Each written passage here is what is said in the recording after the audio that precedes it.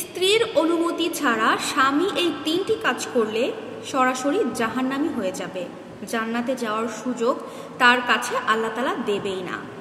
প্রিয় দর্শক, আমাদের এই সমাজে সবাই বলে থাকে স্বামীর খেদমত করো, স্বামীর আনুগত্য হও, কিন্তু সবসময় স্বামীকে অনুগত করো, স্বামীকে সম্মান করো এই কথার উপর চলে না। স্বামীরও কিন্তু কিছু একটা দায়িত্ব আছে, কিছু কর্তব্য আছে। স্ত্রীরা তাদের দায়িত্ব পালন করবে, পাশাপাশি স্বামীকেও তাদের দায়িত্ব পালন করতে হবে।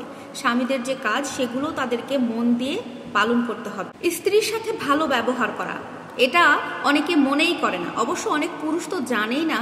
তারা মনে করে যে মেয়েটাকে তারা বিয়ে করে বাড়িতে নিয়ে এসেছে সেই মেয়েটা তার স্ত্রী বা জীবনসঙ্গিনী নয়, তারা বিয়ে করে নিয়েছে একটা বাড়ির জন্য কাজের বুয়াকে। তাদেরকে রিকোয়েস্ট করব, এরকম চিন্তা ভাবনা দয়া করে আর করবেন না। যদিও করে থাকেন মাথা থেকে ঝেড়ে ফেলে দেন। আমাদের নবীজি সাল্লাল্লাহু আলাইহি ওয়াসাল্লাম 11টি বিয়ে করেছিলেন।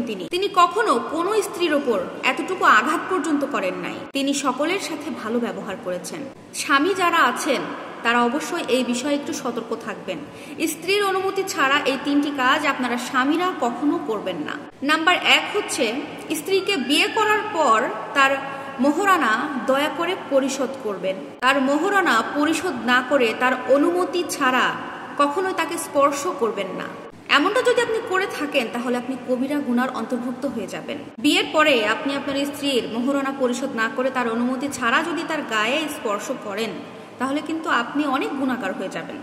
প্রত্যেকটা নারীর কিন্তু এটা অধিকার। কিন্তু আমাদের সমাজে কি হয়, মোহরানার টাকা তো দূরে পড়ে থাক পরিশোধের কথা, বরং আরো যৌতুকের জন্য মেয়ের বাড়িতে জোর জবরদস্তি করা হয়, মেয়ের বাড়িতে অশান্তি তৈরি করা হয়। আপনারা পুরুষরা বিয়ে করার সময় চেষ্টা করবেন আপনাদের সামর্থ্য অনুযায়ী 30,000 টাকা, 50,000 টাকা, 1 লাখ টাকা যেটা আপনি পারবেন দেনমোহর মোহরানা ঠিক করে বিয়ে করে সাথে সাথে পরিশোধ করে দেওয়ার জন্য।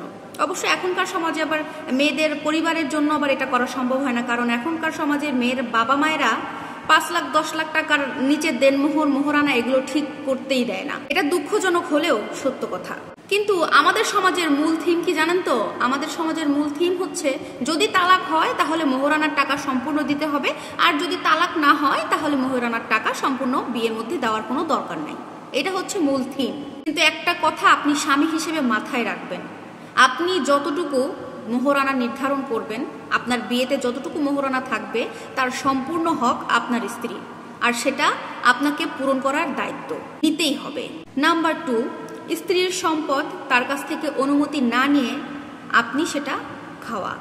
এরকম অনেকে আছে না যে বাবার বাড়ি থেকে মেয়েরা সম্পত্তি নিয়ে আসে, বা কারোর আপনার বউদের নামে কোনো সম্পত্তি আছে, আপনি আপনার বউকে জুলুম করে জোর দখল জবরদস্তি করে তার কাছ থেকে সেটা নিয়ে আপনি নষ্ট করতেছেন, বা আপনার কোনো কাজের জন্য আপনি সেটা তাকে জোর জুলুম করে আপনি তার কাছ থেকে নিয়ে নিচ্ছেন, কিংবা তার অনুমতি ছাড়াই আপনি সেটা ব্যবহার করা শুরু করে দিলেন।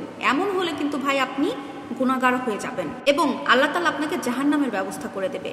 তাই যদি স্ত্রীর সম্পদ ভোগ করতে চান বা করতে হয় তাহলে অবশ্যই তার অনুমতি নিয়ে ভালোবেসে তার মতামত সহ সেটা ভোগ করুন, ব্যবহার করুন। নাম্বার 3, স্ত্রীর অনুমতি ছাড়া 4 মাসের বেশি স্ত্রীর কাছ থেকে দূরে থাকা যাবে না। এই বিষয়ে কিন্তু খুব সতর্ক থাকতে হবে। বিশেষ করে আমাদের বাংলাদেশের অনেক ভাই কিন্তু প্রবাসী আছেন, তারা 3 বছর 5 বছর, কেউ 10-12 বছর পর্যন্ত দেশের বাইরে থাকেন। তাদের কিন্তু এই বিষয়টা খুব বেশি করে সতর্কভাবে খেয়াল রাখতে হবে, কারণ আপনি যে দেশের বাইরে যাচ্ছেন আপনার স্ত্রী সেটা জানে কিনা, আপনার স্ত্রীর কাছ থেকে আপনি সঠিকভাবে অনুমতিটা নিচ্ছেন কিনা। আপনার স্ত্রী যদি আপনাকে অনুমতি না দেয় প্রবাসে যাওয়ার, তাহলে কিন্তু আপনি যেতে পারবেন না। কারণ 4 মাসের বেশি একজন স্ত্রীর পক্ষে তার স্বামীর কাছ থেকে দূরে থাকা অনেক কষ্টকর হয়ে যায়। এই 3টি কাজ স্ত্রীর অনুমতি ছাড়া যদি কোনো স্বামী করে থাকেন তাহলে তারা অবশ্যই জাহান্নামী হবে।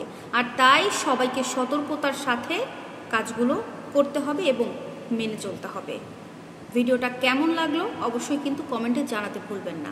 আল্লাহ হাফেজ।